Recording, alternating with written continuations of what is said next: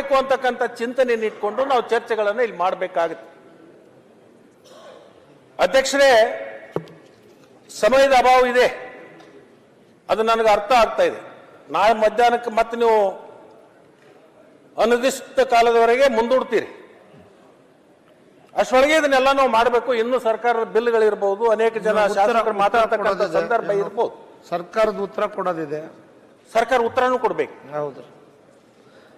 Calling attention 60. ಅಧ್ಯಕ್ಷರೇ, ಈ ಭಾಗದಲ್ಲಿ ಇರ್ತಕ್ಕಂಥ ರೈತರು, ನಾವೆಲ್ಲ ಕೃಷಿ ಪ್ರಧಾನವಾಗಿರ್ತಕ್ಕಂಥ ರಾಜ್ಯ ಇದು.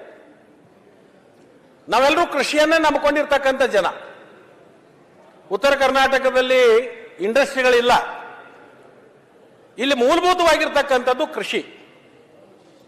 ಈ ಕೃಷಿಕರಿಗೆ ಏನ್ ಮಾಡಬೇಕು, ಕೃಷಿ ಬೆಳೆದಿರ್ತಕ್ಕಂಥ ಬೆಳೆಗೆ ಯೋಗ್ಯ ಬೆಲೆ ಯಾವ ತರದಿಂದ ಕೊಡಬೇಕು.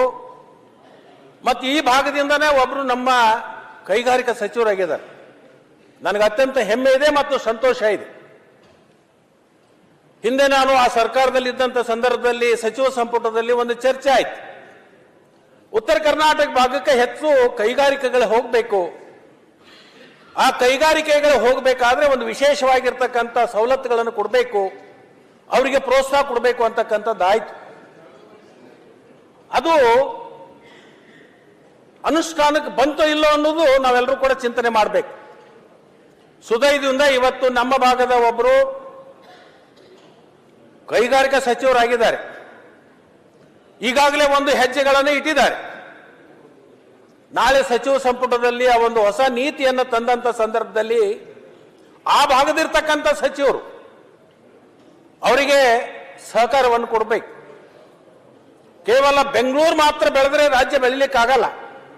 ಇವತ್ತನೇ ಸಾಕಾಗಿ ಹೋಗಿದೆ. ಬೆಂಗಳೂರಲ್ಲಿ ಒಂದು ಭಾಗದಿಂದ ಇನ್ನೊಂದು ಭಾಗಕ್ಕೆ ಹೋಗಬೇಕಾದ್ರೆ ಈ ಟ್ರಾಫಿಕ್ ಸಿಕ್ಕ ಇವತ್ತು ನರತಕ್ಕಂಥ ಸಂದರ್ಭ ಬಂದಿದೆ. ಪೊಲ್ಯೂಷನ್ ಹೆಚ್ಚಾಗ್ತಾ ಇದೆ. ಬಹಳ ಇದನ್ನೆಲ್ಲನೂ ಕಡಿಮೆ ಮಾಡಬೇಕಾದ್ರೆ, ಜನದಟ್ಟಣೆ ಕಡಿಮೆ ಮಾಡಬೇಕಾದ್ರೆ ಕೈಗಾರಿಕೆ ಮತ್ತು ಉದ್ಯಮಗಳು ಈ ಭಾಗಕ್ಕೆ ಬರಬೇಕು. ಈ ಭಾಗಕ್ಕೆ ಬರಬೇಕಾದ್ರೆ ಅವ್ರಿಗೆ ವಿಶೇಷವಾಗಿರ್ತಕ್ಕಂಥ ಸವಲತ್ತು ಕೊಡಬೇಕಾಗತ್ತೆ. ಆ ಸವಲತ್ತನ್ನು ಕೊಡ್ಲಿಕ್ಕೆ ಇವತ್ತು ಕೈಗಾರಿಕಾ ಸಚಿವರು ಕೆಲವೊಂದು ಚಿಂತನೆಗಳನ್ನು ಪ್ರಾರಂಭ ಮಾಡಿದ್ದಾರೆ. ನನ್ನ ಕಳಕಳಿ ವಿನಂತಿ ಏನಂದ್ರೆ, ಆ ಭಾಗದಲ್ಲಿ ಇರ್ತಕ್ಕಂಥ ಸಚಿವರು ಈ ಭಾಗದ ಬಗ್ಗೆ ಕಾಳಜಿಯನ್ನು ಇಟ್ಕೊಂಡು ಅವ್ರು ತರ್ತಕ್ಕಂಥ ಪ್ರಸ್ತಾವನೆಗೆ ಅವರು ಸಹಕಾರ ಕೊಡಬೇಕು. ಈ ಭಾಗದಲ್ಲಿ ಔದ್ಯೋಗಿಕ ಕ್ರಾಂತಿ ಆಗಬೇಕು. ಕೇವಲ ಕೃಷಿ ಕ್ರಾಂತಿ ಆದ್ರೆ ಸಾಲೋದಿಲ್ಲ.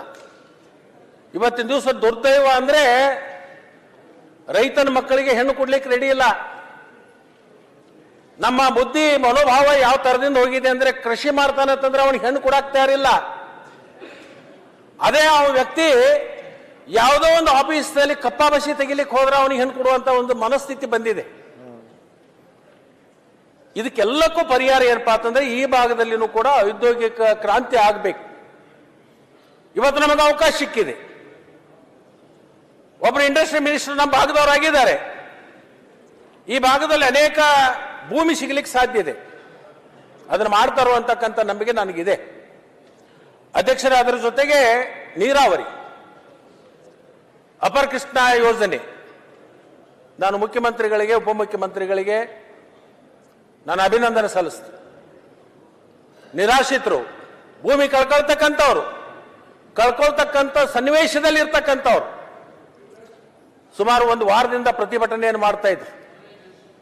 15 ದಿವಸದಿಂದ ಮಾನ್ಯ ನೀರಾವರಿ ಸಚಿವರು ಮುಖ್ಯಮಂತ್ರಿಗಳ ಅಧ್ಯಕ್ಷತೆಯಲ್ಲಿ ಆ ಭಾಗದ ಜನರ ಏನು ಬೇಡಿಕೆ ಇದೆ ಅದನ್ನು ಆಲಿಸಿ ಸಭೆ ಮಾಡಿ ನಮಗೆ ಸಮಾಧಾನಕರವಾಗಿರ್ತಕ್ಕಂಥ ಉತ್ತರವನ್ನು.